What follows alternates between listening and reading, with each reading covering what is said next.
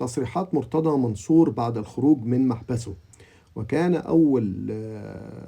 تصريح هو إن هو قال إن هم كانوا بيصوموه على حريته بحيث إن هو ما يخشش شهر السجن، ولكن كان لازم يقدم 3 طلبات، وهم إن قضية كهرباء إن فلوس الغرامة تتقسط على 5 مرات، 2 وإن هو يتنازل عن قضية القرن نادي القرن الحقيقي،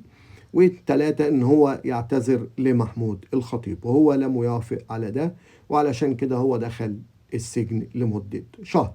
2 النائب العام ما كانش عايز يخرجه، وهو ما كانش عارف ليه، وأرسل له كل القضايا اللي عليه في محبسه، وما كانش راضي ان هو ينتظر حتى لما يخرج من السجن. وبعد كده هنأ كمان وزير الداخلية على سجن وادي النطرون، بيقول وجدت 6 سجون عمري ما شفتها في حياتي، وهي سجون أحسن من أمريكا.